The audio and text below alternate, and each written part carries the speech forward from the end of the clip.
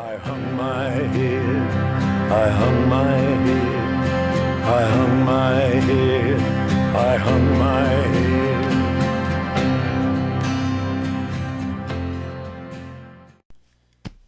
Well, that was depressing. And I don't mean that in a bad way. I mean that in the sense that I was really emotionally invested in this episode. But yeah, this episode of Vikings, and I realize I'm a few weeks behind. This episode of Vikings killed off another major character, and I was trying to dissect, why am I tolerating this on Vikings, and why am I just as invested in Vikings and not getting, sort of irritated when they kill off a main character on Arrow like I was with Sarah. And the reason I think, well, I'll get to that in a second, but basically the plot of this is, the Vikings, the Northmen, continue to prepare for their eventual raid on Paris.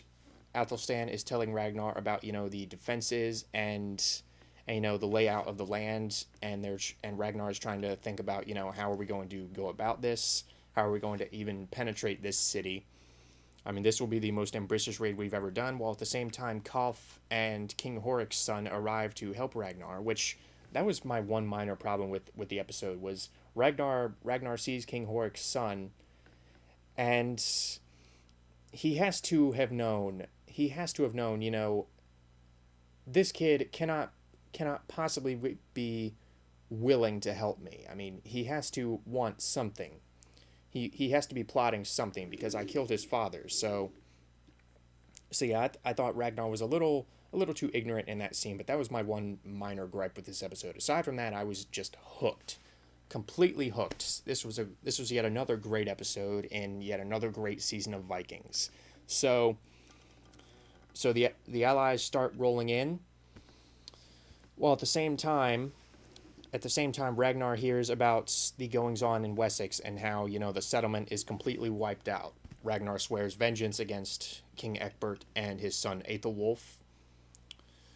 While back in Wessex itself, Judith is facing the ramifications of her adultery, her affair with Athelstan, which has yielded a son. So basically they take her out to the square, they slice her ear off, which that was really convincing, in large part due to the performance by Jenny Jacques or Jenny Jacques or something like that.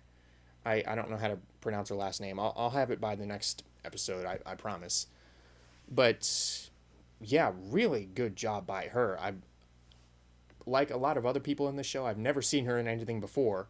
She's probably big on British television, because I had never heard of Benedict Cumberbatch before I watched Sherlock. So yeah, she's probably more of a name in the UK than she is in the US. But I digress. She did a really good job, and I mean, obviously they're limited as to what they can show on History as opposed to what they can show on HBO or something like that, or Showtime. So you didn't really see a whole lot of blood. I mean, there was enough to make you believe that she really got her ear sliced off, but they didn't focus on it. They didn't actually show the ear getting cut off in a close up. A lot of it does have to do with her performance, and she really sold the really great physical and emotional pain that this character is going through. So really good job on her part. So there was that, and in addition, Athelstan has rediscovered his faith. He receives what he calls a sign from God. So he basically renounces Odin and the other Viking gods and reverts to Christianity indefinitely, which kind of gets under the skin of Floki, who continues to distrust him. And the fact that the settlement has been completely wiped out in Wessex only fuels Floki's contempt for Athelstan and basically all things having to do with the Christians. So yeah. I suppose I should talk about the rest of the episode first. First of all, it was very structured, very, very well structured. No matter what they cut to, I always felt like it contributed to the central theme and the central story arc of the episode, which was a big theme of this episode was faith and losing faith in people and finding your faith in or maintaining and or finding your faith in whatever deity you worship. So that was a big recurring theme in this episode. And for the most part, I thought all of the episode arcs really contributed to that well. Now, first of all, the least compelling arc was in Wessex, because Egbert decides to spare Judith, and he says to Aethelwulf, the fact that she had an affair with Athelstan, who is a holy man, surely must be a sign from God, and surely the resulting child must be a very special child. So spare her, and the child will be christened after all. So I thought, okay, well, Egbert can't possibly be that naive. He has to have something. He has to have some sort of plan. Because this is by no means a stupid character or a religious fanatic or someone who will do things purely out of faith. I mean, he always has his own agenda in mind. So I'm very interested to see where it's going to go from there. And I'm also sort of interested in where and how Judith is going to try to reintegrate herself into the royal household, how she's going to patch things up with Aethelwulf, who is probably the least interesting character on the show at this point, but I'm interested to see where she's going to go from there, how much of a mother she is going to be allowed to be in the face of her betrayal. So yeah, that was the least compelling arc by comparison to everything going on with the Northmen, but again, I was still interested. While at the same time, Bjorn has his child. He names her Siggy. But even that is not enough to reawaken the passion in Perun. She feels that she is an unworthy wife because not all she this hideous scar, which again, props to the makeup and prosthetics department. This hideous scar, she feels that she is unworthy of Bjorn's love. She feels like she is unworthy of having this child. Even when it comes out, we don't actually see the child in great detail, but I'm guessing it's not deformed. I'm guessing it doesn't look like Two-Face, like she was worried that it would. So Bjorn is having a troubled love life, and he sort of ignites this passion, this affair of passion with Jarl Borg's ex. So yeah, Bjorn is still trying to struggle with having his own identity, because and this is actually brought up by Loki, and it was actually a fairly insightful and interesting point that Floki made, was it Floki? It was someone who was speaking with Bjorn, and who was saying, you need to stop being like you're not your father. You need to stop trying to be like him. So seeing Bjorn finally have a definitive goal aside from pleasing his father could potentially make for some interesting character material later on. And I also like the parallel that Floki and Athelstan had in this episode, where they were each very in tune with their respective gods. Floki was more in tune than ever with his gods. He was more willing than ever to try to please them, while Athelstan was very happy that he had finally decided which faith to follow, and he conveys this to Ragnar, and Ragnar says, "Oh, good for you, but don't leave, please, I want you here." So yeah, I've always enjoyed their relationship, their very strong friendship. And speaking of that, when Athelstan finally gets it at the end of this episode, which by the way, I should have had a problem with Floki killing him, because Athelstan, that's the reason I found this episode sort of depressing, was because Athelstan was one of the more interesting characters on the show, honestly. And I was asking myself, why do I not have a problem with Floki killing him?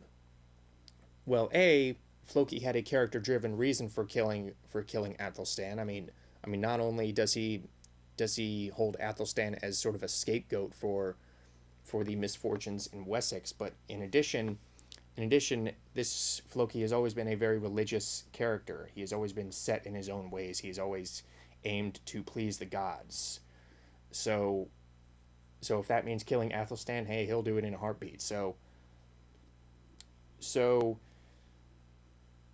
in terms of Floki's motivation, I didn't have a problem with it, and also in terms of offing Athelstan indefinitely from this show, the reason I didn't have a problem with this, as opposed to having a huge problem with Sarah's death on Arrow, was because his story arc had come full circle, because he had rediscovered his faith. There was really, sure, there were places that you could take the character, but Athelstan says to Ragnar, he says,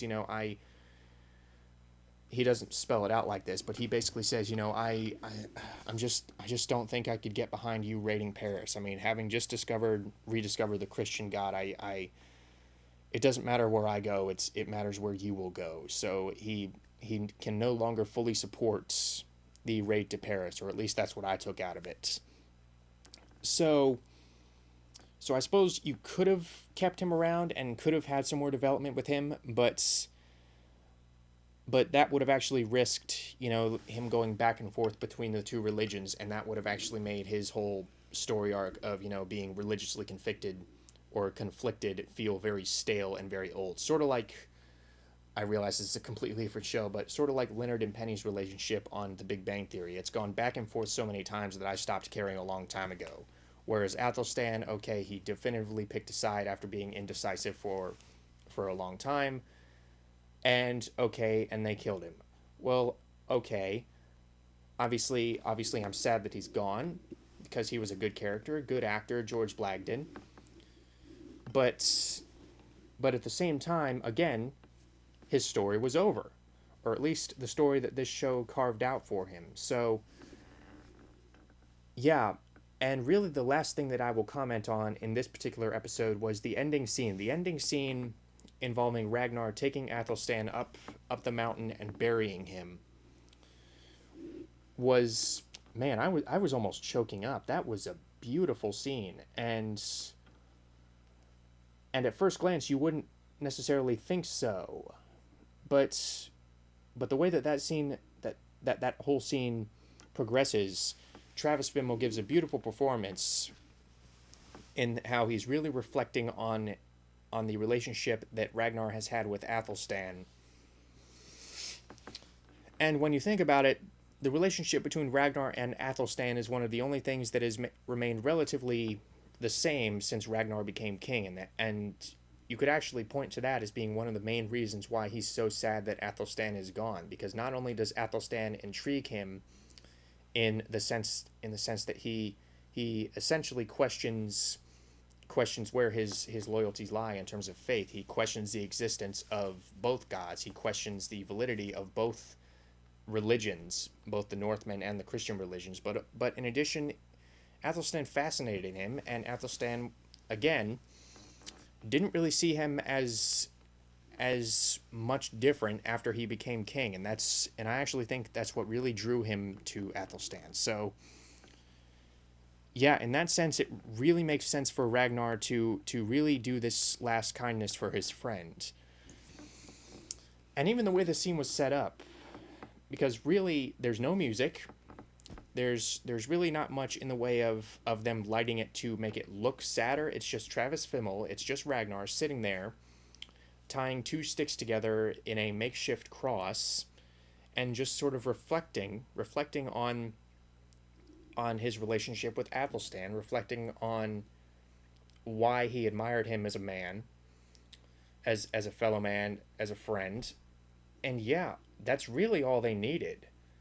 Really beautiful scene. Elicited very, again, it really almost made me choke up, which is something I did not expect. So yeah, great episode of Vikings. Cannot wait for the rest of the season. I'm interested to see how they're going to follow this up, if the drama is going to somehow match or escalate from the drama that we saw in this episode once they actually conduct their raid on Paris. So yeah, until the next episode.